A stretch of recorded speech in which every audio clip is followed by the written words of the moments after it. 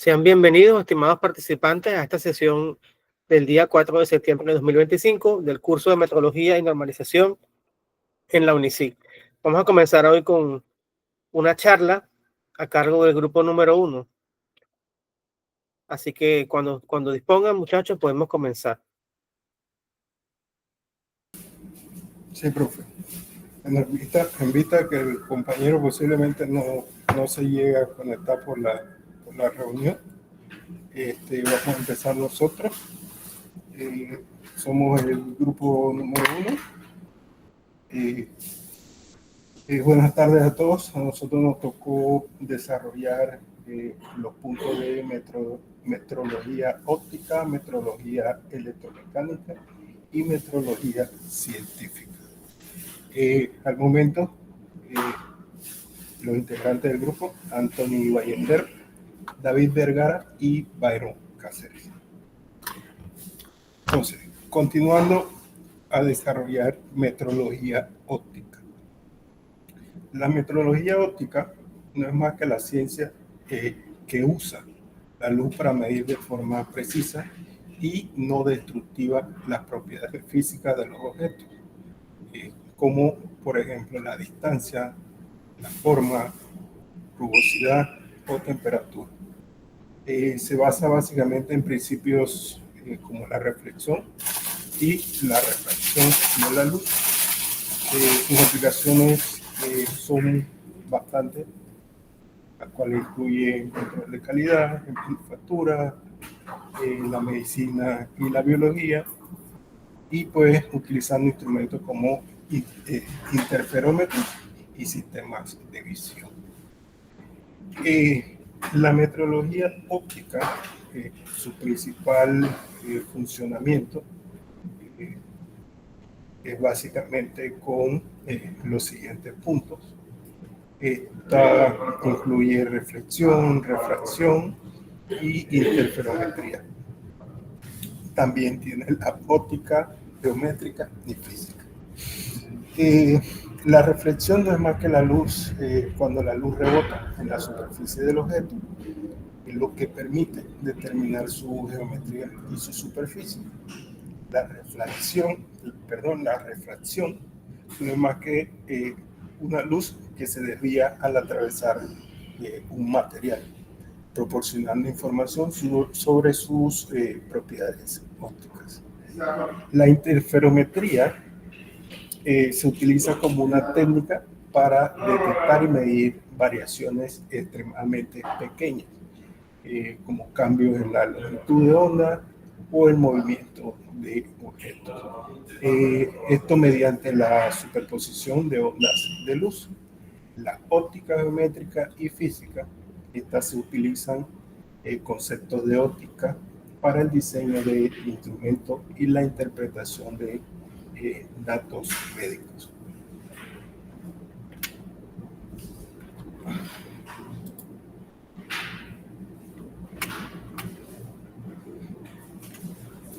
Entonces, la metrología óptica tiene muchas aplicaciones. Entre estas aplicaciones podemos desarrollar la manufactura e ingeniería, que es cuando control de calidad o diseño de productos, optimización de procesos y verificación de piezas. También se tiene aplicación en la medicina y biología, por ejemplo, en el diagnóstico o estudio de tejidos. La monitorización ambiental vendría siendo como esa medición de gases de efecto invernadero, el análisis de agua, estudio de cambio climático. Esta metrología óptica se utiliza pues básicamente con instrumentos, los cuales pueden ser interferómetros, que se utiliza para medición de alta precisión de distancia y ángulos y defectos de superficie. También se utiliza en sistemas de visión artificial para inspección automatizada y medición de objetos. También se utiliza con el espectrómetro para detectar y medir concentraciones de gas. Este también tiene sistema de medición de dimensiones de imágenes, la cual se utiliza para mediciones rápidas y precisas, específicamente en la manufactura. Entonces, esta metrología óptica tiene ventajas como también tiene sus desventajas. Entre las ventajas tiene medición sin contacto, lo cual evita daños o desgaste en objetos, lo cual ayuda mucho pues, en mediciones muy rápidas. También tiene ventajas de que no es destructiva, ya que no causa daños en la superficie de los componentes. También entre sus ventajas está la versatilidad, ya que es aplicable a muchos materiales y para medir diferentes propiedades. Su alta velocidad también vendría siendo una ventaja, ya que las mediciones pues, se realizan de forma muy rápida. También tiene su alta precisión, ya que el margen de error es bastante mínimo, el cual permite realizar mediciones pues, muy exactas. Entre sus desventajas, podemos desarrollar que tiene un costo y complejidad muy elevado, ya que las técnicas para alta precisión pueden ser muy sofisticadas y costosas. También tiene limitaciones para objetos que sean muy grandes, ya que la metrología óptica para objetos de gran tamaño puede requerir adaptaciones técnicas especiales. Entonces, básicamente, esto es lo que desarrollamos con metrología óptica.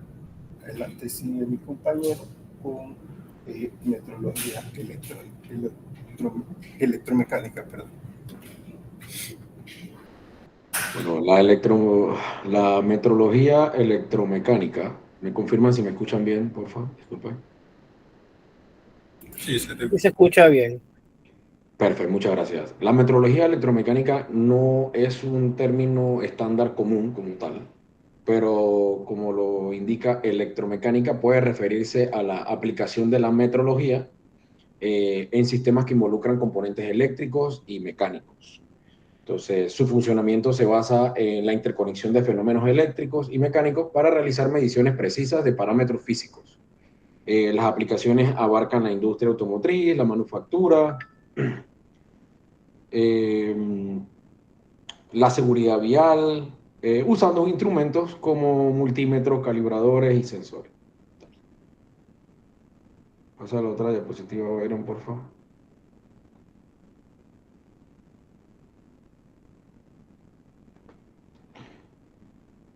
Bien, los principios de funcionamiento se basa más que todo en la conversión y medición de magnitudes eléctricas y mecánicas. Por ejemplo, un sensor puede convertir un desplazamiento físico, que sería en este caso la magnitud mecánica, en una señal eléctrica y luego esta es leída y analizada por un sistema. Los principios claves son la exactitud, que mide la cercanía de un valor verdadero a un valor verdadero, la precisión, que mide la repetitividad de la medición, la incertidumbre, que es la duda sobre el resultado, y la trazabilidad, que asegura la vinculación a estándares reconocidos.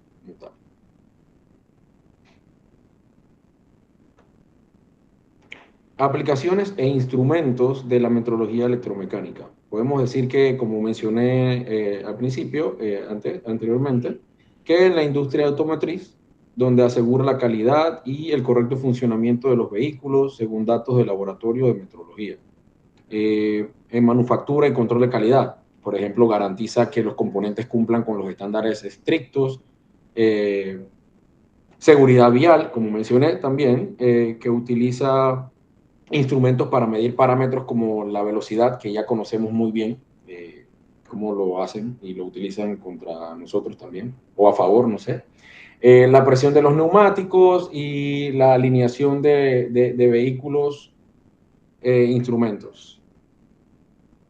Instrumentos pueden ser como los multímetros, que sabemos que son para medir magnitudes eléctricas básicas como voltaje, corriente, resistencia, calibradores de pie de rey para medir dimensiones externas, internas de profundidad y con gran precisión, manómetros, instrumentos para medir la presión, sensores diversos, que serían dispositivos que convierten fenómenos mecánicos o de otro tipo de señales eléctricas para su análisis.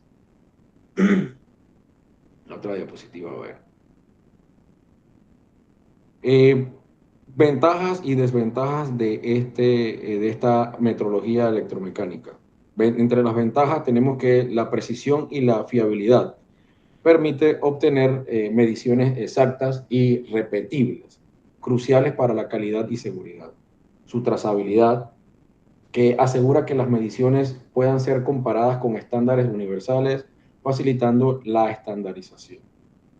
Mejora continua, ayuda a identificar y corregir fallas en la producción, optimizando los procesos.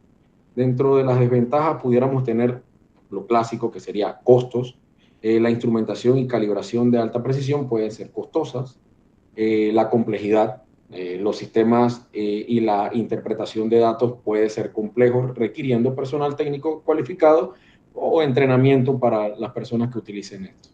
Sensibilidad a factores externos. Las mediciones pueden verse afectadas por condiciones ambientales, como las temperaturas, vibraciones, si no se controlan adecuadamente, pues como tal.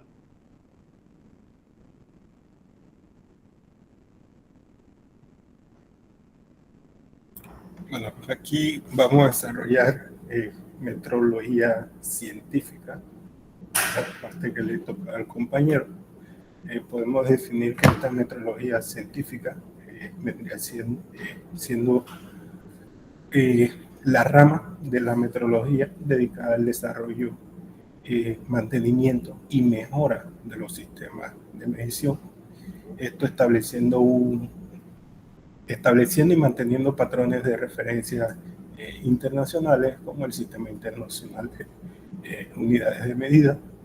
Sus principios incluyen la investigación experimental de unidades, el desarrollo de nuevas técnicas de medición y la garantía de la trazabilidad con aplicaciones en creación de tecnología y estandarización global. Entonces, entre sus principios tenemos que tiene como desarrollo y mantenimiento de patrón, que vendría siendo donde se crean y conservan los patrones de medidas fundamentales que sirven pues como referencia para otras mediciones. Investigación de unidades, se investigan experimentalmente las unidades de medida para mejorar su exactitud y definición. Desarrollo de nuevas técnicas, en el cual se diseñan y desarrollan métodos y técnicas de medición más precisas y eficientes. Esto con el son puede ampliar la escogencia que tengan. Garantía de trazabilidad, la cual se asegura que las mediciones puedan ser enlazadas a los patrones internacionales, garantizando su coherencia y su habilidad.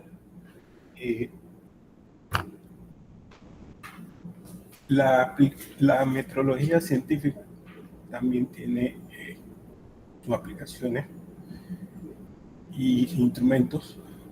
Entre las aplicaciones es crucial para la investigación científica, el desarrollo tecnológico y la mejora de la exactitud en todas las ramas de la metrología.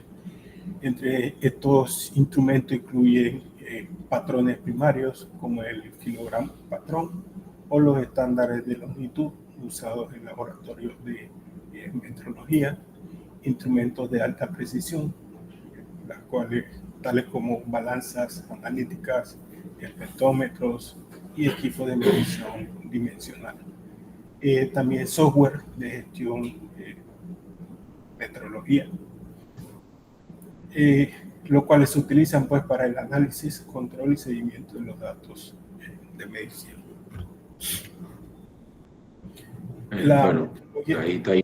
Pero sí, bueno, seguimos con las ventajas y desventajas de la metrología científica. Dentro de las ventajas podemos mencionar que es su máxima exactitud, puesto que asegura la máxima precisión en las mediciones, que es vital para la ciencia y la tecnología avanzada. Pues. Su confiabilidad y su comparabilidad, que proporciona mediciones fiables y asegura la uniformidad y replicabilidad de las mediciones a nivel mundial, estandarizado, como diría, ¿no? Base para la estandarización, permite el establecimiento y utilización del sistema internacional de unidades. Sus desventajas también, al igual que algunas de las anteriores, los costos elevados, la investigación y el desarrollo y el mantenimiento de patrones de alta precisión requieren una inversión significativa de recursos, su complejidad técnica, que requiere personal altamente cualificado y equipos especializados, lo que puede ser un obstáculo para esto. Entonces, con esto, muchas gracias, compañeros, profesor. Aquí la presentación, una presentación breve.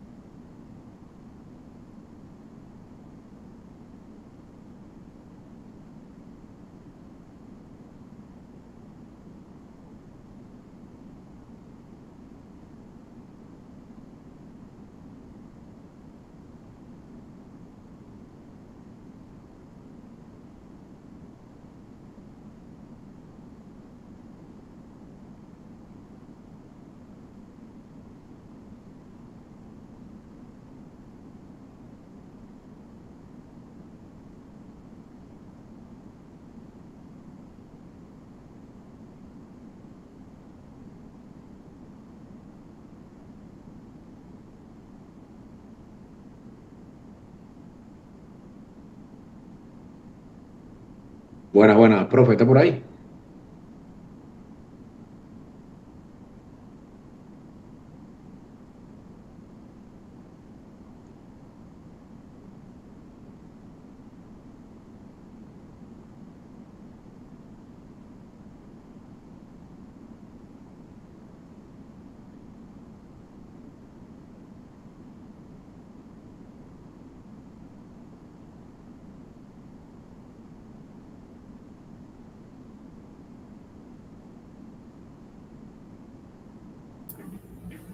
Se fue el profesor. Se fue el profe, dice que tiene baja señal. Mandó ahí en el WhatsApp.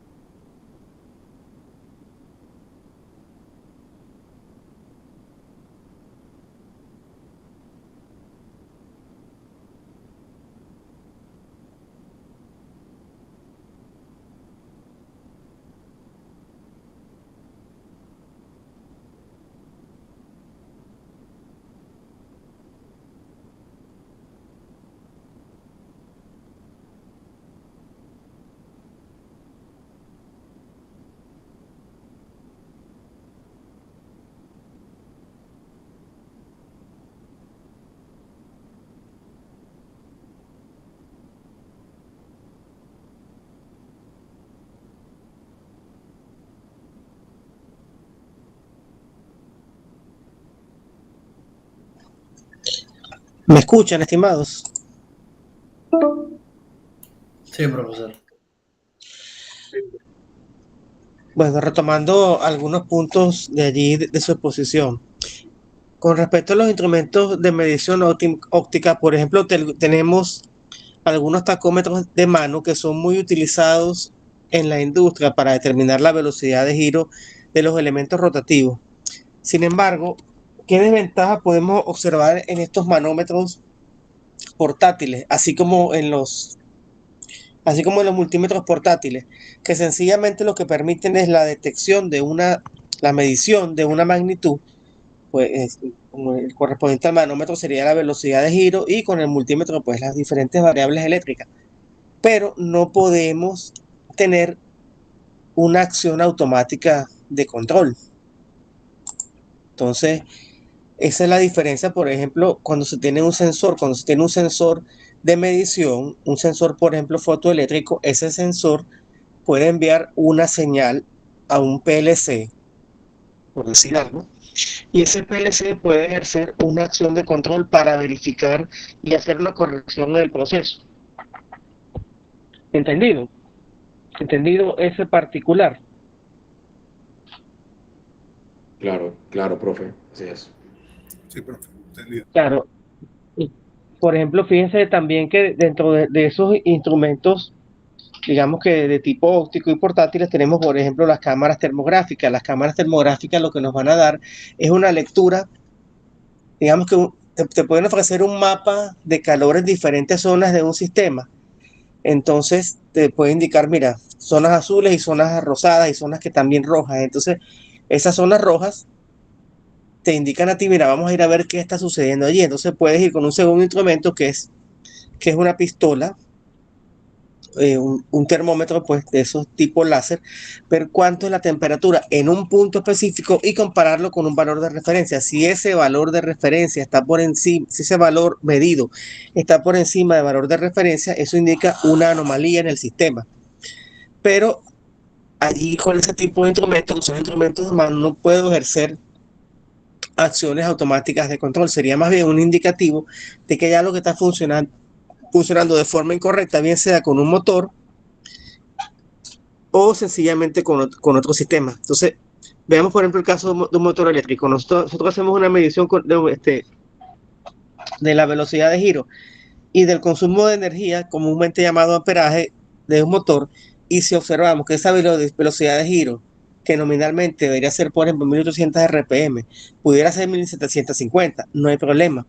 Pero si vemos que esa velocidad de giro es 1600 y vemos también que esa velocidad de giro está acompañado con un incremento del consumo de energía, eso indica que hay algo que está frenando a ese motor, que está impidiendo su giro normal. Y eso pudiera ser, entre otras razones, una señal de que hay un rodamiento que está comenzando a trancarse. Entonces, ¿qué es lo ideal allí? Pues ese motor, sacarlo de circulación. Si se tiene un motor de respaldo, sería ideal activar el backup, como se dice en la industria, sacar ese motor a revisión y ver cómo andan los rodamientos. Los rodamientos, recuerden ustedes, cuando ellos se trancan, ellos se oponen al giro del eje. Por tanto, ¿qué hace el motor? El motor implica un mayor consumo de energía para poder vencer esa resistencia que está haciendo un rodamiento que está ya comenzando a trancarse. ¿Entendido? Sí, profe. Sí. Profe, Preguntas, comentarios, inquietudes. profe, yo quería Sí, por decir favor. algo que mi grupo expuso y entré un poco tarde a la exposición como tal, me imagino que Anthony le había notificado. Lo que pasa es que estoy en el trabajo y estamos verificando unas pruebas de los trenes que están en la línea 3. Entonces, no me dio chance de meterme a tiempo, profe. Monorrieles. Sí, en el material rodante de acá, en el monorriel. Sí, sí. Casualmente estamos haciendo unas pruebas de velocidad, de aceleración y frenado y bueno, también se está utilizando un equipo de medición, un radar de tipo Doppler para copiar la velocidad. Y bueno, no me pude meter a exponer las filminas que me tocaban porque estaba un poquito enredado. De hecho, estoy en eso, estoy aquí, estamos en eso. Ese es un instrumento óptico que está usando ahí el Doppler, ¿cierto? Y portátil. No me escuchó, parece. Bueno. Que es uno de tipo C, profe, de onda continua, me parece. Pero es portátil. ¿O no es portátil? Sí, correcto, sí. O sea, es similar a las pistolas que utilizan los policías, pues, para determinar la velocidad. Sí, ¿Qué sucede a los radares de los tránsitos, sí, correcto. Exactamente. Exactamente. ¿Cómo funcionan ese tipo de instrumentos? Ese tipo de instrumentos lo que hacen es, al igual que los instrumentos utilizados para medir longitudes, lo que tienen es que él emite, digamos que una señal óptica. Esa señal óptica, cuando choca con un objeto, ese objeto le indica hasta aquí hay una distancia. Y como esa, digamos que ese punto de luz, ese haz de luz viaja a la velocidad de la luz y se conoce la velocidad de la luz, conociendo la velocidad de la luz y conociendo el tiempo, ya vas a saber entonces la distancia y la velocidad y todo lo demás. Es decir, sencillamente fórmulas de física newtoniana básica para calcular la velocidad a la cual uno va cuando lo paran los policías de tránsito o también medir una distancia. Ese es el principio de funcionamiento, conociendo la velocidad de la luz, que es aproximadamente 300.000 kilómetros por segundo. Con respecto al tema de la charla, entonces lo que vas a hacer es que vas a grabar tu parte en un video y lo vas a subir a la plataforma. ¿Entendido? Listo, profe. Muy bien. ¿Alguien tiene alguna pregunta, algún comentario, alguna inquietud? Bueno, profe, buenas noches. Bueno, aportando un poco más, ya que laboro en un área de la industria cementera y bueno, en el tema de que usted comenta del amperaje y eso, bueno, a la hora de los operadores de campo, de los equipos, también seguían por el tema del amperaje, como usted dice, a la hora que tiran el material en la banda, el operador de COP se da cuenta de que el material va en la banda porque el amperaje tiende a subir y ese es un indicador que él ya seguía por eso. Claro, ¿y por qué el amperaje sube? Porque no es lo mismo que la cinta transportadora o banda transportadora o conveyor, como usted la quiera llamar, gire libre. Cuando está girando libre, gira sin carga. Cuando está girando con carga, por ende, tiene que hacer un mayor esfuerzo. Entonces, ese mayor esfuerzo se traduce en un consumo de energía, como usted muy bien acaba de apuntar. Sí, correcto. Y ya cuando también hay, o sea, ellos tienen un estándar del amperaje que maneja la banda con material y ya si hay una sobrecarga de material, ahí también se da de cuenta por el amperaje. Exactamente. El amperaje, eso comúnmente uno lo llama amperaje, pero realmente es el término correcto. ¿Cuál sería? Sería intensidad de corriente, pero uno dice amperaje igual que uno dice voltaje, pero realmente voltaje tampoco es correcto. El término correcto es diferencia de potencial, pero bueno, en la industria uno le coloca otros nombres a las cosas porque es más fácil aprendérselo. Muy bien, ¿quién más? ¿Quién más está por ahí que quiera hacer algún comentario, hacer alguna consulta, hacer alguna pregunta, alguna inquietud?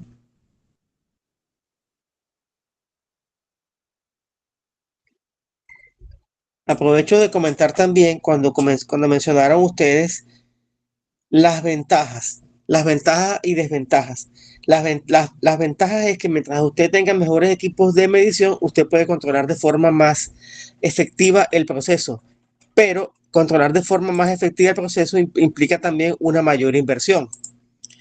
Por ende, yo una vez tuve una discusión con una persona que me decía que para qué íbamos a seguir enseñando a los estudiantes a usar multímetros, a usar pistolas de calor, a usar amperímetros, a usar calibradores o vernier, si eso está prácticamente en desuso, si en la industria cada día se ha avanzado a que la metrología mida con sensores cada día, pues digamos, más sofisticados, más exactos y todo lo demás. Y le dije, sí, claro, en ese sentido estoy de acuerdo con usted, pero uno no sabe dónde va a trabajar. Y como uno no sabe dónde va a trabajar, puede que uno tenga la suerte de que uno entre a trabajar en una multinacional, pero también puede que uno entre a trabajar en una empresa pequeñita y las empresas pequeñitas, las pequeñas y medianas empresas también tienen que aplicar metrología. Y si el presupuesto de la empresa lo que permite es comprar verniers, multímetros, tacómetros ópticos, bueno, con eso tenemos que también, y relojes comparadores, por ejemplo, también con eso nosotros tenemos que hacer las mediciones para el mantenimiento preventivo. Y además es importante que sepamos utilizar los instrumentos básicos, porque si usted lo cambian de repente de posición o cambia de empresa y donde no hay ese sistema sofisticado, entonces usted va a ser incapaz de hacer su trabajo. Entonces, en ese sentido le dije que yo no estaba de acuerdo con esa visión, que más bien yo insistía que debían siempre enseñarse los principios básicos, las mediciones con instrumentos básicos, y si ya uno domina muy bien eso, aprender a manejar, a interpretar datos que vengan de unos sistemas más sofisticados es mucho más sencillo. Es más, ¿cómo creen ustedes que uno valida que esos instrumentos sofisticados funcionen bien? ¿Cuál fue la pregunta, profe? ¿Cómo uno puede validar que esos instrumentos sofisticados funcionen de forma correcta? Tienen que ir a calibración cada cierto tiempo y mantenimiento.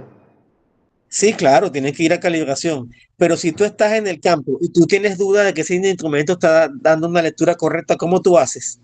De la manera Usar el instrumento,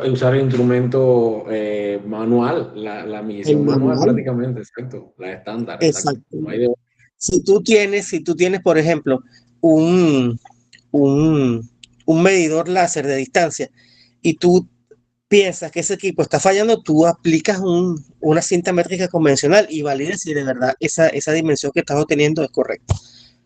Adelante, Adiel, ¿quiere comentar algo? Sí, profe. Bueno, extendiendo lo que usted está hablando, profe, aparte de medirlo manualmente, hay personas, casualmente he visto personas que también no se saben lo que son todavía las medidas, ya sean en sistema métrico o sistema inglés. Y me tocó, se lo digo experiencia porque me tocó no hace mucho con un ingeniero que él todo lo hacía con, por decir así, todo digital, calibrador digital, láser digital, todas las medidas, todas las calculaba solamente digital porque se lo daba más fácil, o sea, los números se lo daba y solamente lo tenía que escribir.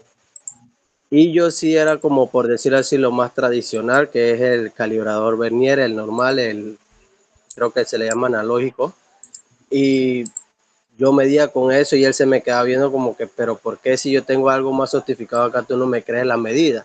Yo dije que no, porque yo me aseguro bien de que acá esa medida que usted está tomando allá, yo la tengo acá en perfecto estado, ya sea en medida que sea en pulgadas o milímetros o centímetros.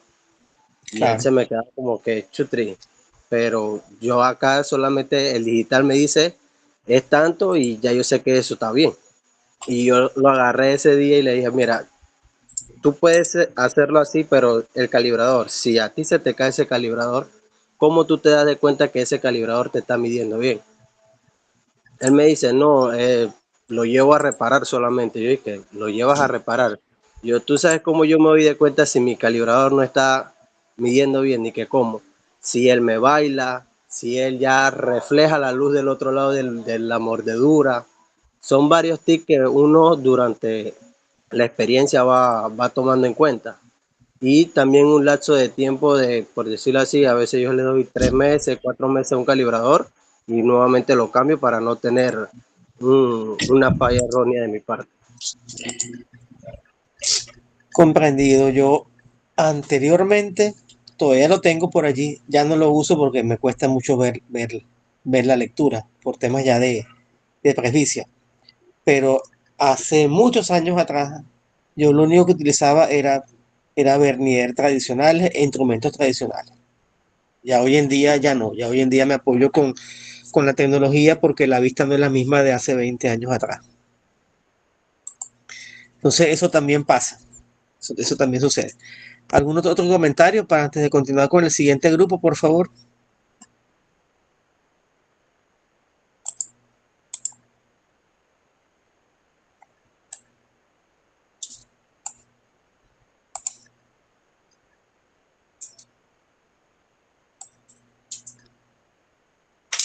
Bueno, grupo número 2, por favor, prepárense para presentar.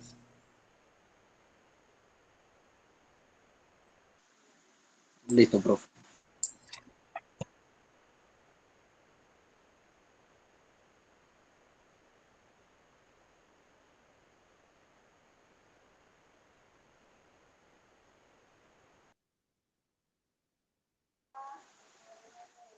Buenas noches, profesor y compañeros todos. Hoy tenemos el gusto, mi grupo, el grupo número 2, conformado por Brian Camaño, Irving Espinosa y mi persona, Adiel Martínez, a dialogar y expresarle lo que es la metrología industrial, metrología legal y la metrología dimensional.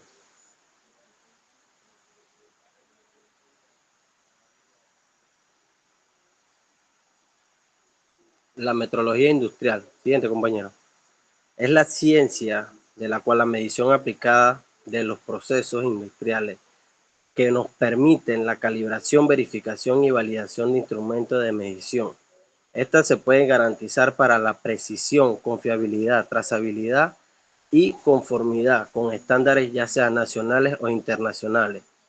Esta aplicación nos facilita el desarrollo tanto tecnológico para la mejora de calidad de producción y optimización de los procesos industriales. Siguiente.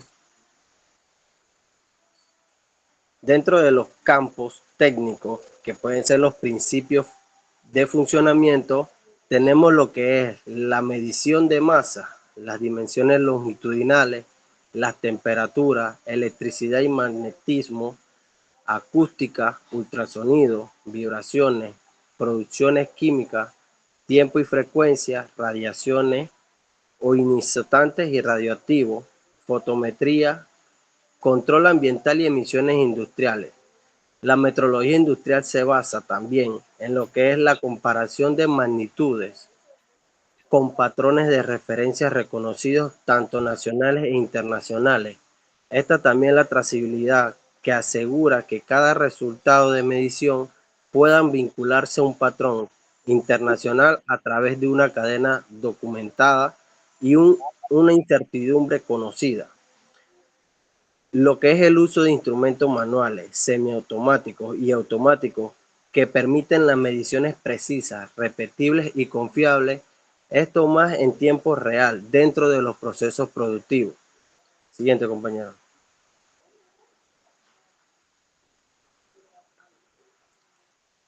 Las aplicaciones en la industria.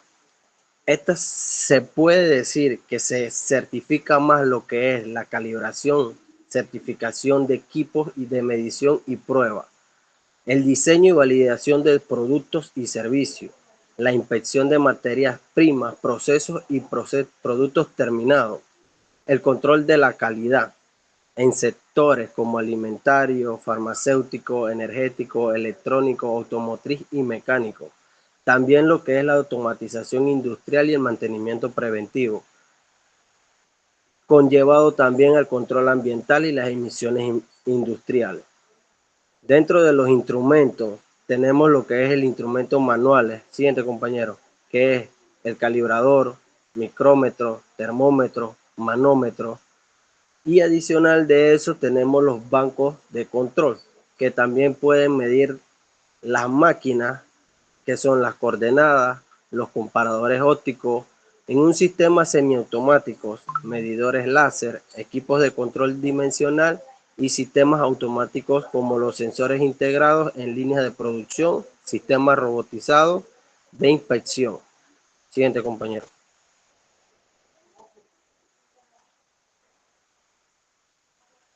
Las ventajas que tiene la metrología industrial es la mejora de precisión y la confiabilidad de las mediciones. Incrementa lo que es la calidad y la seguridad de los productos.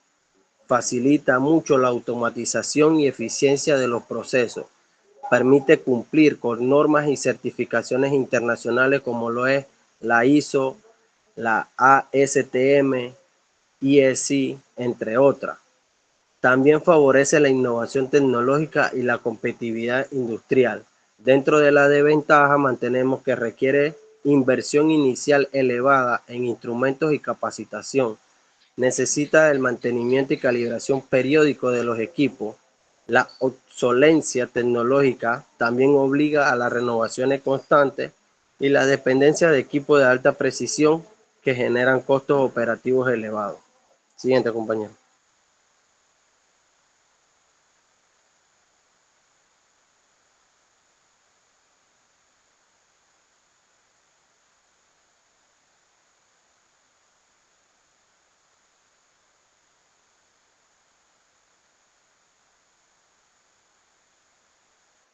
Brian, no te escuchas.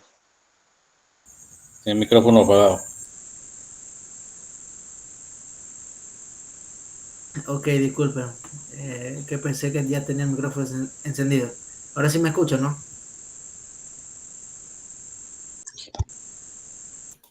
Adelante.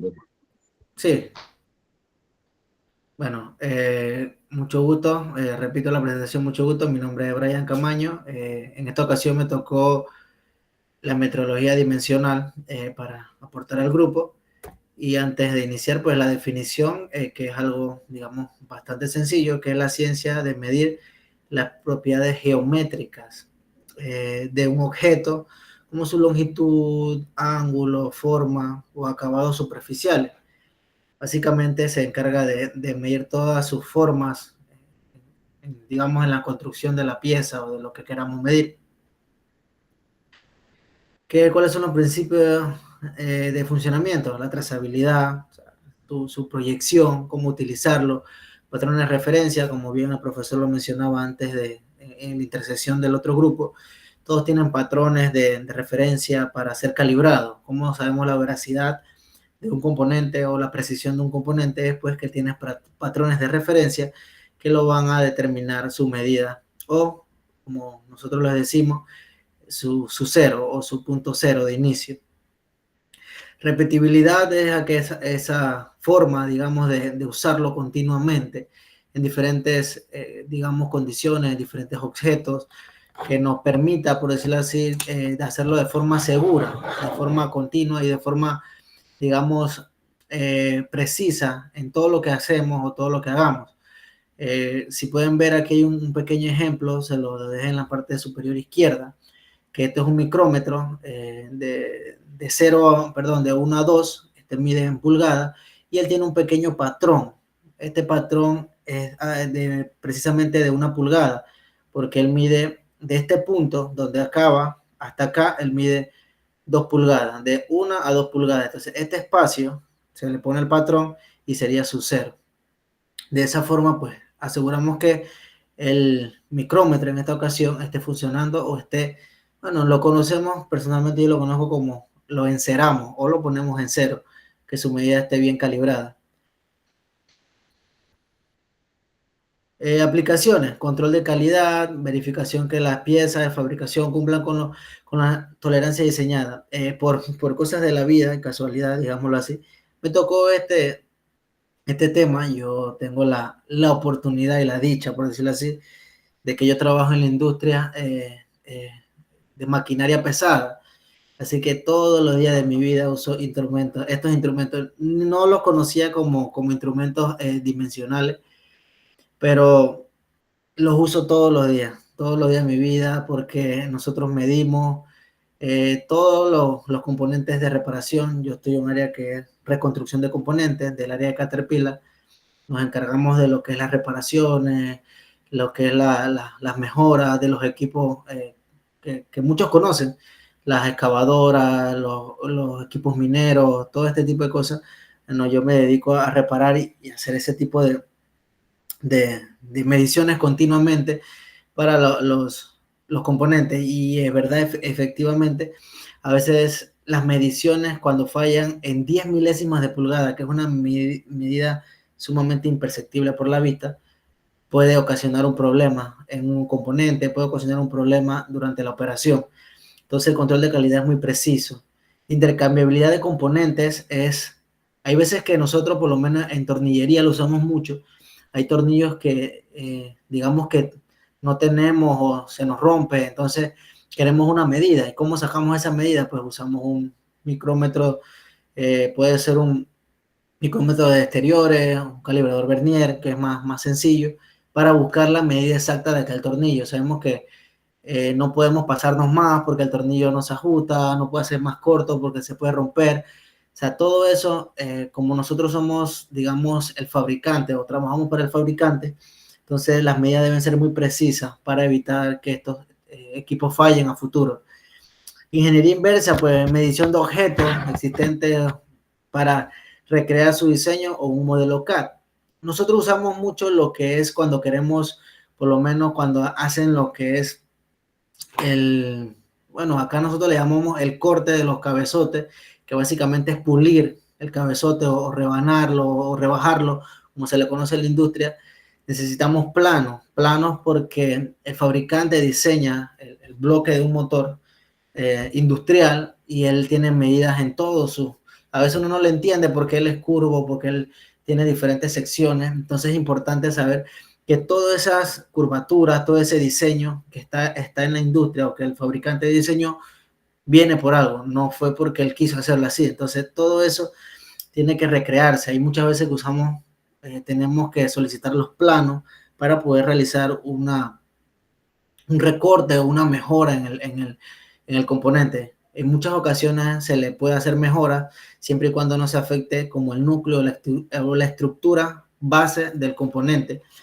Y calibración, pues como se lo mencionaba, siempre para medir, para calibrar a los objetos digitales, como bien decía el profesor. Nosotros usamos mucho lo que son torques, o torques digitales, o sensores digitales, o nosotros le llamamos multitouch, o multiherramienta, como lo quieran mencionar, multitools. Y a la final, ¿qué lo calibra? Lo calibra un instrumento analógico. Entonces, esos instrumentos sencillamente son esenciales para la operación de cada uno de los instrumentos digitales. O sea, dependen mucho de eso. Entonces, algunos instrumentos conocidos, como bien lo mencionaba, son los calibradores Vernier, los micrómetros, que son instrumentos directos. ¿Qué se quiere decir con directos? Que van directo a la pieza. O sea, usted agarra el cigüeñal o agarra cualquier plato, un disco, usted agarra el micrómetro de profundidad o de exteriores o de interiores y lo coloca sobre la pieza y va midiendo analógicamente. Y como bien decía el compañero, la precisión para mí, la digital a veces es muy buena porque facilita la lectura, pero es mucho mejor usar la lectura análoga porque es más cómoda, más precisa, a mi parecer. Lo digital a veces, pues, aunque sí vino para mejorar todo, puede obtener muchos errores. Si usted puede ver aquí un micrómetro, este calibrador Vernier o PRA, como lo conoce, su medida están en pulgada arriba y a veces uno no lo entiende. Y dice, esta poca línea, ¿qué significa? Y cuando uno lee la lectura, no, esa es una pulgada 7/8 y la gente se te queda, pero ¿qué es eso? Entonces, es difícil a veces el usarlo, pero creo que da una mejor precisión. Los más comunes, por lo menos yo uso todo esto que usted ve aquí, lo puse también porque todo lo uso a diario. Es el pan diario mío todos los días usar este instrumento. También están los instrumentos de comparación, que es el reloj comparador, que este es el que usted puede ver aquí. Nosotros, bueno, muchos quizás tendrán esos componentes, pero no sabrán los tipos de mediciones que llevan. Los diferenciales de autos, los diferenciales de camiones, los motores en la parte de su tren de distribución de engranaje, usan lo que conocemos como el backlash, un juego entre engranajes. Ahí usamos los relojes comparadores, medimos la deflexión del cigüeñal, usamos un reloj comparador, ponemos el cigüeñal en una base, colocamos el reloj comparador y giramos el cigüeñal y vemos la deflexión del cigüeñal. No debe ser superior a milésimas de pulgada, que más que todo eso es lo que dice el fabricante. Siempre son 1 o 2, 10 milésimas de pulgada, perdón. Son una medida muy, muy, muy baja. Así que estos instrumentos son muy, muy precisos. También lo usamos para lo que son medir las ovalaciones en las camisas. O sea, los motores tienen camisas donde se incrusta o donde va el cigüeñal y se usa para medir esa ovalación en diferentes puntos. O sea, un instrumento que es muy sensible a los cambios en la superficie. Entonces, un instrumento muy importante también. Instrumentos también de coordenadas, que son máquinas de medición ya un poquito más sofisticadas. La verdad, sí he usado de estas, pero muy poco, la verdad. Como le digo, y como decía el compañero, bueno, yo no soy tan adulto, pero sí se me instruyó siempre en todo lo que es digital. De hecho, el fabricante solo usa, en su gran mayoría, yo diría un 80% instrumentos análogos, aunque sí se me enseñó lo digital también, pero en su mayoría usan instrumentos análogos, muy poco usan digitales. Algunas ventajas, pues garantizar la calidad, como ya les mencionaba, reducir costos, mayor compatibilidad, seguridad. ¿Por qué? Porque al mejorar la compatibilidad de una pieza con otra, sabiendo que poseen las mismas dimensiones, podemos hacer una reparación más eficiente. Hay veces que hay componentes que el fabricante no ha fabricado o que están en otros lugares, tienen, digamos, una distancia de llegada hasta Panamá, que es donde las necesitamos de muchos 3, 4 meses. Entonces preferimos usar un componente compatible con las mismas medidas o que se pueda diseñar ese componente. Y para eso necesitamos una medida. Hay veces que las medidas son tan precisas que a veces hasta con el frío y el calor las afecta. Así que todo eso es medible. O sea, cuán precisos son esas herramientas. Algunas desventajas, pues costo de equipo, complejidad, sensibilidad a factores. Yo creo que la complejidad en los sistemas dimensionales, la mayoría son análogos, es eso, es la lectura. La gente, digamos que muy poco se enseña eso, a leer un instrumento, por lo menos lo que son en fracciones. La gente le cuesta mucho, lo digo porque actualmente yo también soy como instructor, pues un tutor de nuevos estudiantes, ingresados, por decirlo así. A la final sí son estudiantes que practican y hacen su práctica y todo lo demás, y les cuesta mucho la lectura. Yo creo que la complejidad ahí es una desventaja de los sistemas. Sensibilidad, porque al ser un instrumento análogo, por lo menos en los micrómetros de exteriores, a veces nosotros medimos lo que son discos de fricción. Entonces los discos de fricción, ellos tienen una felpa, eso se llama un papel celuloso, que son los discos de fricción que usan las transmisiones de todos los vehículos. Entonces, si usted presiona muy duro el micrómetro, le da una medida errada. Entonces, usted cuando quiere medir el desgaste para saber si utiliza o no reutiliza un plato, entonces al presionar mucho el micrómetro, aplasta el papel y le da una medida errada. Así que la sensibilidad es un poquito más digamos, más sensible en estos componentes. Y la velocidad, pues que a diferencia de un sistema por ejemplo, un calibrador Vernier, que usted pone un componente y pone el calibrador y digital, pum, le tira la medida ahí. Usted en un análogo tiene que medir y agarrarlo y leer rayita por rayita. Ya los que saben bastante, pues lo hacen un poquito más avanzado, pero tiene que leer rayita por rayita, hacer las divisiones, y entonces eso cuesta un poco y hace el proceso un poco más lento. Y así, bueno, termino mi intervención y le doy el paso a mi compañero Irving Espinosa. Buenas noches, profesor. Gracias, compañero. Buenas noches, profesor. Compañeros, mi nombre es Irving Espinosa y le voy a hablar sobre la metodología legal. Siguiente, compañero.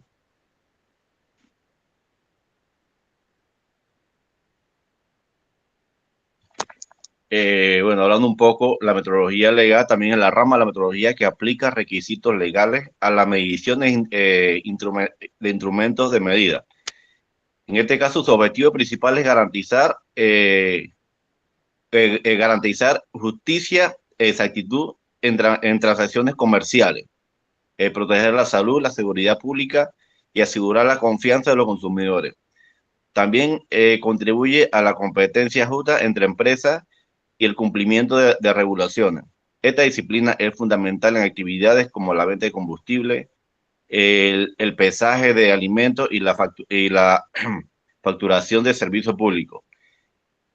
En esta presentación se desarrollan objetivos, procesos, organismos, normas y aplicaciones prácticas. Sus objetivos principales son garantizar la exactitud en transacciones económicas, proteger a los consumidores y proveedores contra fraudes, respaldar la seguridad y la salud de ámbitos como medición médica o ambiental, apoyar al Estado en la recaudación de impuestos y control de calidad, facilitar el comercio internacional mediante armonización de regulaciones. La metodología legal crea confianza en los sistemas de medición, algo esencial para la economía moderna. Siguiente, compañero.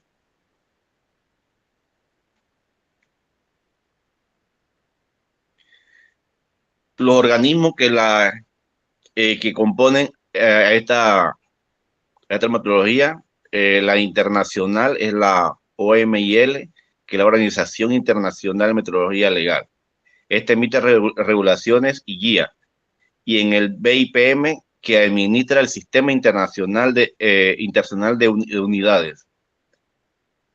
Otros actores relevantes como el NITS, que en Estados Unidos, el PIB, que en Alemania, el INM Intro en Brasil y organizaciones similares en cada país. La cooperación internacional busca armonizar requisitos, reducir barreras técnicas y facilitar el reconocimiento mutuo de certificados. En Panamá tenemos el CENAMET, que es la entidad responsable, mantiene los patrones nacionales de medida, ofrece servicios de calibración y participa en verificaciones legales. La ley número 52 del 2007 estableció el marco legal para la metrología en el país, organizando trazabilidad y confiabilidad en los instrumentos de uso legal. El CENAMET asegura que los consumidores reciban la calidad justa en transacciones y que los proveedores cumplan estándares internacionales. Siguiente compañero.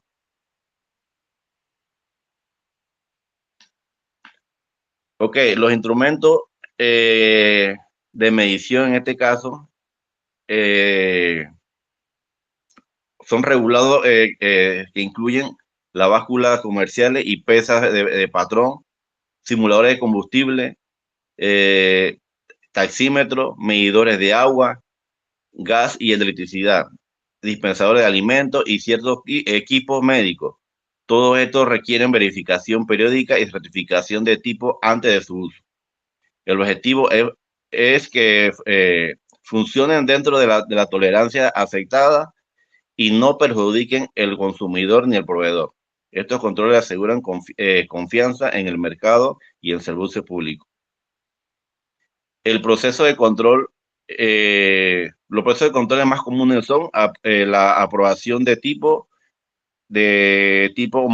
homologación de instrumentos ante su comercialización, verificación inicial al instalarse el instrumento, verificaciones periódicas y calibración. La trazabilidad metrológica asegura conexión con los patrones nacionales e internacionales. Además, existen inspecciones de mercado y sanciones para instrumentos fuera de norma. Estos procesos permiten que las mediciones sean confiables y reconocidas legalmente. ¿Siguiente, compañero?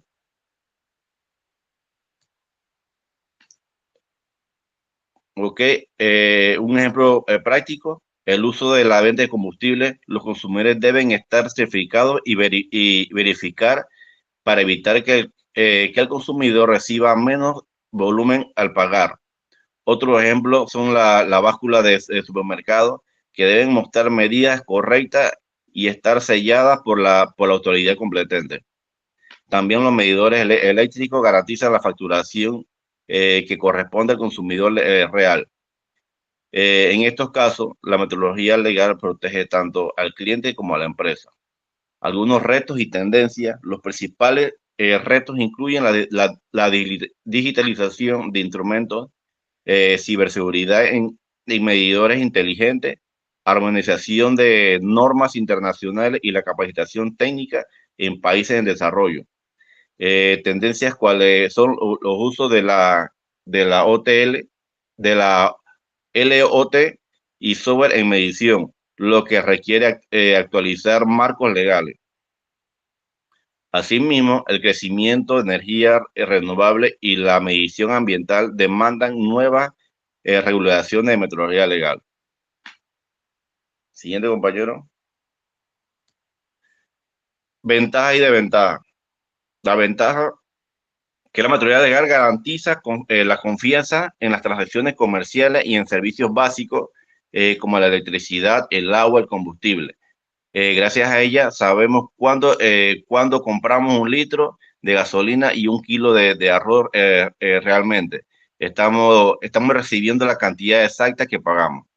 Esto protege al consumidor de fraude, asegura la competencia justa entre empresas y genera credibilidad en los mercados. En otras palabras, la metodología legal actúa como un pilar de justicia económica y social, porque sin mediciones confiables ninguna transacción sería realmente transparente. En la desventaja, la aplicación de la metodología legal también presenta ventajas como el costo, la burocracia, implica mucho la burocracia.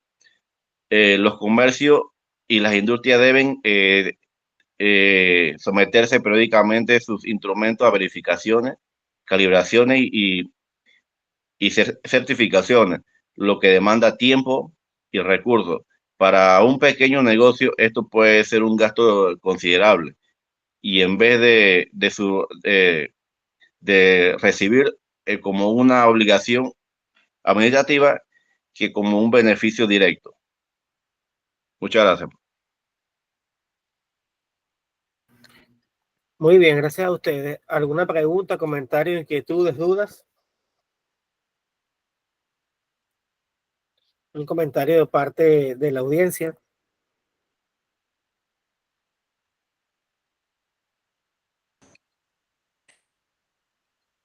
Bueno, profe, bueno, también como comentan los profesores, de los compañeros, que la importancia de verdad de mantener una buena calibración de esos equipos, ya que son muy específicos a la hora de las mediciones.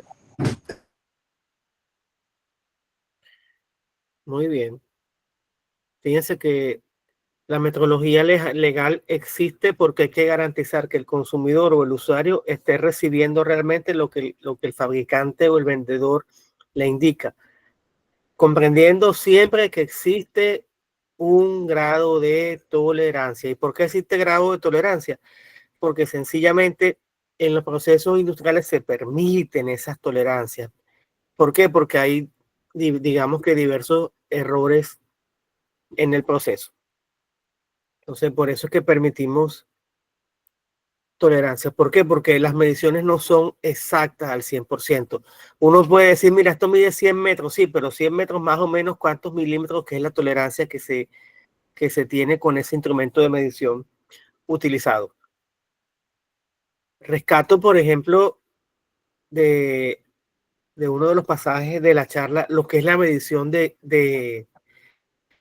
lo que es la medición de componentes mecánicos, que es una tarea muy hermosa, una tarea espectacular. Me recordó mis raíces como ingeniero mecánico. Y bueno, se comentaron ahí una serie de ejemplos sumamente interesantes. Por ejemplo, en el caso de lo que son los componentes de los motores, de los automóviles, de los camiones, las tolerancias son sumamente exigentes. Y por eso es que uno ve que los instrumentos de medición tienen que ser sumamente confiables y las personas tienen que estar bien capacitadas para eso. ¿Por qué? Porque recuerden ustedes que cuando ustedes tienen un pistón, ese pistón hace un movimiento alternante dentro de lo que es un cilindro. Entonces hay una tolerancia que el fabricante ya ha establecido y esa tolerancia es la que permite, por ejemplo, que circule el aceite para reducir al mínimo la fricción entre los dos componentes.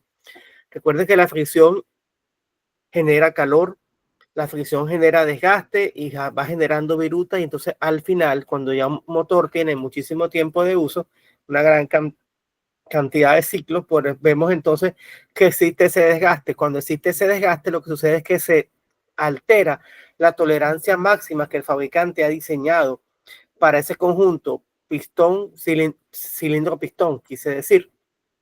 Y ahí es cuando entonces vienen las fugas de aceite y las fallas en los motores y la pérdida de rendimiento y todo lo demás. Entonces, lo que les explicaba su compañero y lo que se llama comúnmente lo que vamos a recortar, eso lo así como dicen comúnmente, pero el término técnico es rectificar o mecanizar. El término, digamos que genérico, es mecanizar. Un proceso de mecanizado es un proceso en el cual se utiliza después, se cambia se cambia una superficie desgastando la superficie original.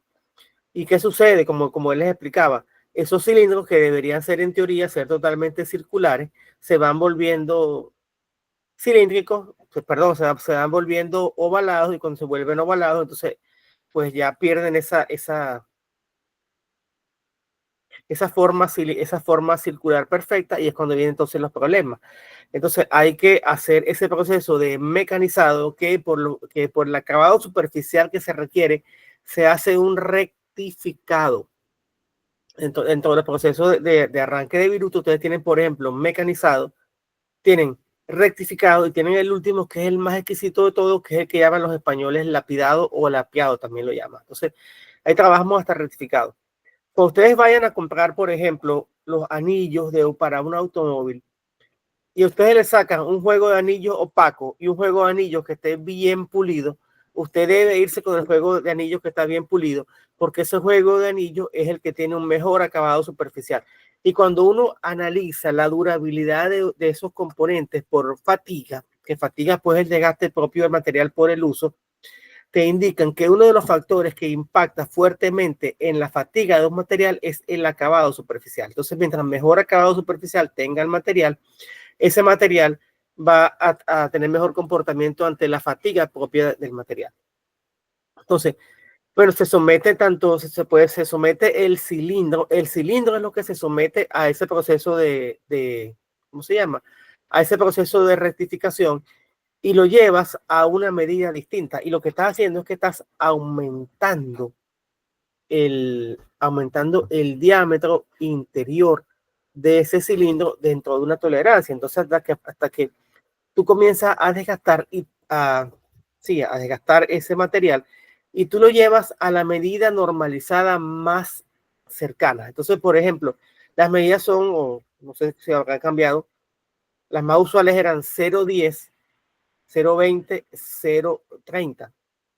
Eso era en milésimas de pulgada, que también pues hoy no pueden ver que bueno, eso es 0,025, o sea, para llevarlo a milímetros. Entonces, llevábamos a 0,10. Entonces, mira, ya estos cilindros quedaron a 0,10. Por tanto, te decían después, tienes que ir a comprar un pistón de un mayor diámetro. Entonces ya el pistón no es estándar, sino que es un pistón 0,10. Los anillos son 0,10 y todo. ¿Para qué? Para compensar con esa sobremedida el desgaste que tú ocasionaste en el cilindro por el proceso de rectificación. Bueno, su compañero mencionó eso que se hace con los cabezotes o cámaras de combustión de los motores. No, que vamos a hacer el plano. Lo que sucede es que se va alterando, la superficie cambia. La superficie sobre el cual asientan las dos partes, la parte del bloque, la parte inferior y la parte superior, esa superficie va perdiendo, digamos que alcanza una rugosidad. Y esa rugosidad impide que las dos partes entren bien en contacto y que se tenga un sellado hermético. Y por eso es que, vamos a hacerle el plano. El plano es que logra que esa superficie sea totalmente plana, para cuando usted coloca el empaque y coloca el cabezote, ya eso pues el sellado sea perfecto. Y otro término que indicó él es que se utiliza el torquímetro o torcómetro o llave dinamométrica. ¿Para qué? Para garantizar que el apriete en todos y cada uno de los tornillos sea con el mismo par o con el mismo torque. O sea, lo que uno llama comúnmente torque es par o momento torsor. Entonces, de ahí que le llamen torque. Entonces, cuando usted vaya a un taller mecánico y usted ve que están montando la cámara de combustión o cabezote y no tienen un torquímetro, usted salga corriendo de ahí con su carro, porque si usted da un apriete irregular en todos y cada uno, y por ahí porque se ríe, si usted da un apriete irregular en esos tornillos, sencillamente no va a lograrse la estanqueidad necesaria, y por tanto el carro le va a quedar con problemas. Y como su compañero muy bien detalló, esos procesos con los equipos automotrices y la maquinaria pesada son sumamente rigurosos, y esa es una de las razones por las cuales, muy a mi pesar, los automóviles de combustión interna en un plazo no muy lejano van a desaparecer. ¿Por qué? Primero, que la mecánica es complicada, la mecánica es pesada, y segundo, es demasiado minuciosa. demasiado, eso es, digamos que las tolerancias son mínimas, son tolerancias en milésimas de pulgada o en milésimas de milímetro. Por tanto, es muy exigente, las reparaciones son muy complicadas. Y entonces, ¿por qué? Porque eso funciona de una forma totalmente sincronizada. Cualquier elemento que quede fuera de orden te rompe esa sincronía natural y por ende entonces el carro o el motor diésel o la planta eléctrica o la grúa queda con problemas. Entonces, bueno, lamentablemente, muy a mi pesar que yo soy amante de los motores tradicionales, esos motores pues en algún momento desaparecerán. ¿Alguna pregunta, algún comentario, alguna inquietud, alguna duda? Sí, profe, así como usted comenta, no solo en automotriz, también tiene tolerancia también lo que es la parte naval y aérea, que también lleva bastante tolerancia en eso. Bueno, en el ámbito mío, que es la parte naval, puedo hablar un poco sobre ello, que utilizamos lo que es también, como dice el compañero Brian, el comparador, para comparar lo que son los ejes, qué espesor, si están en buen estado, qué tiempo de vida le podemos dar, porque son tiempos también, ya sea estipulados por, sea grietas que se vean, de ya, por decirlo así, en la aeronaval mantenemos embarcaciones todavía vivas desde más de 65, 70 años y aún mantienen todavía lo que son los ejes y las propelas originales. Y bueno, ya hasta ahora es que se le han estado este año cambiando lo que es el método de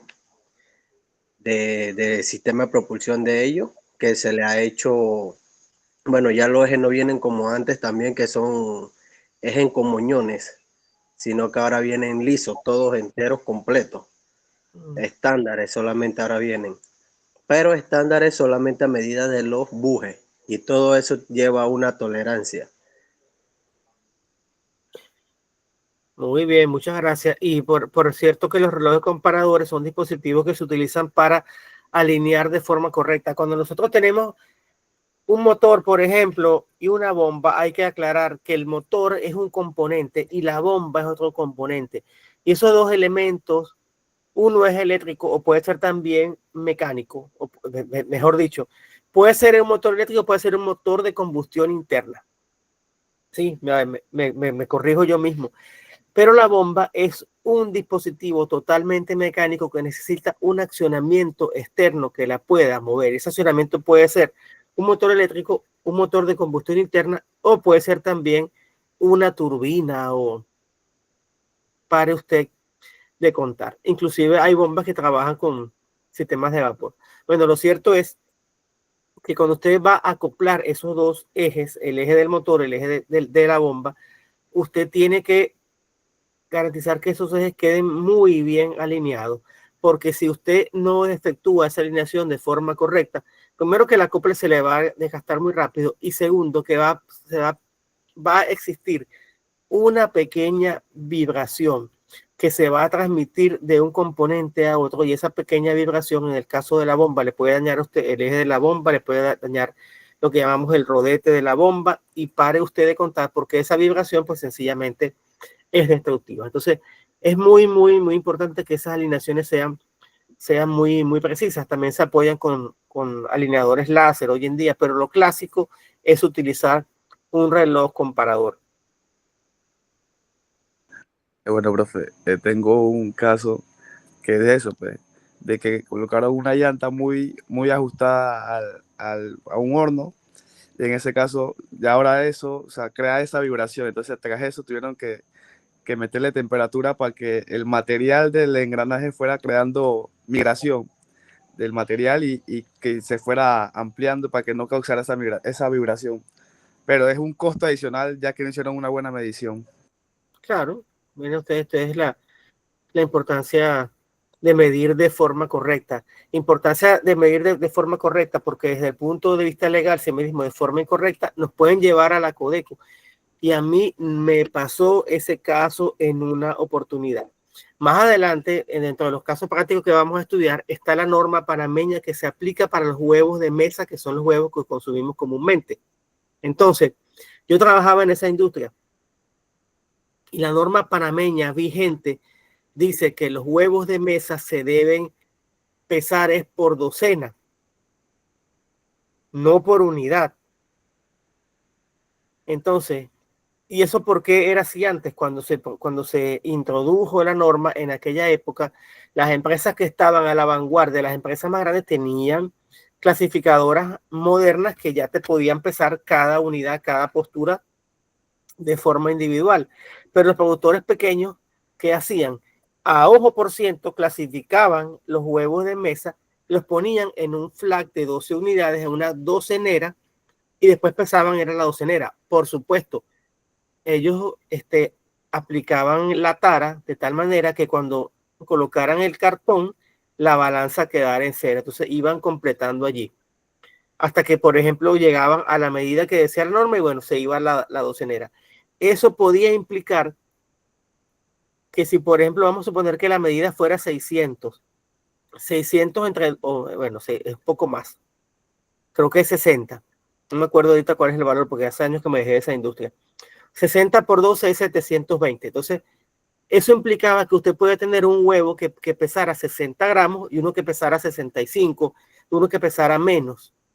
Pero si de forma conjunta la docena pesaba 720 gramos, respetando las tolerancias indicadas, usted cumplía la norma. Entonces, me pasó en una ocasión que una persona maliciosa, malintencionada, compró un cartón y pesó unidad por unidad y fue hasta la Codeco reclamando que había una unidad que no cumplía con el peso que él había estimado según la norma.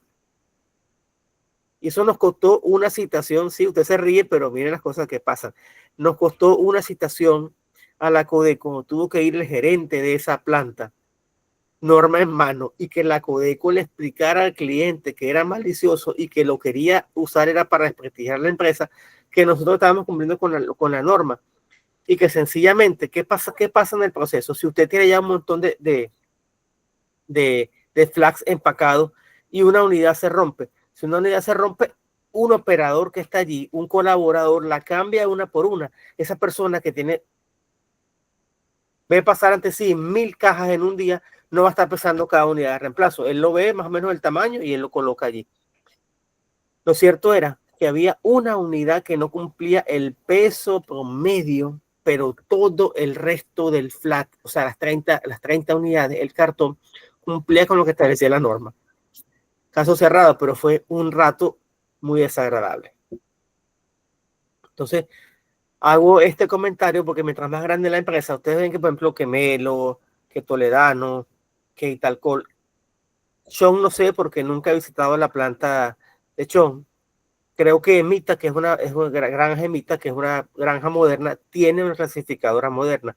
Pero hay clasificadoras, empresas en el interior que hacen esa clasificación a mano y se rigen por la norma. Ustedes los ven que empacan, como les estoy explicando. A mano pesan cada cartón y después ven si se cumple la norma. Entonces, bueno, jóvenes, ¿alguna pregunta, alguna inquietud, algún comentario?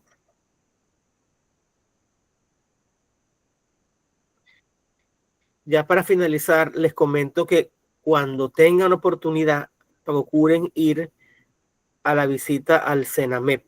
Es una visita sumamente interesante. Allí, pues, yo he ido como en 3 ocasiones que me han invitado y vemos cómo vi los patrones, vi, por ejemplo, en acción el punto triple del agua, que yo les comenté de termodinámica, que a los que les di termodinámica, que es el punto del cual coexisten la fase gaseosa, la fase líquida y la fase sólida del agua. Es un experimento muy bonito, así que cuando tengan ocasión, los invito. Bueno, jóvenes, entonces, de acuerdo con lo conversado, la próxima semana, el próximo jueves, no los voy a poder atender porque ya tengo un compromiso, tengo que ir justamente a un congreso avícola, que casualmente me choca con la hora de clase, así que no los podré atender. Necesito coordinar con ustedes cuándo vamos a poder recuperar esa clase, por favor. Entonces no sé cómo andarán ustedes de tiempo, pero es importante que recuperemos esa clase. Para la clase siguiente, entonces vamos a tener al grupo 3, grupo 4 y grupo 5, ya todos tienen sus temas organizados, todo está coordinado. Vamos a ponernos de acuerdo entonces para cuándo sería posible recuperar esa clase. Si les parece, hacemos esa discusión por WhatsApp para no quitarle más tiempo por ahora. Así que damos por finalizada esta sesión de hoy. Y bueno. Puede hacerlo mediante encuesta, profe. Sí, vamos a aplicar una encuestica. Entonces, voy a finalizar la grabación y después entonces respondo su pregunta. Sí,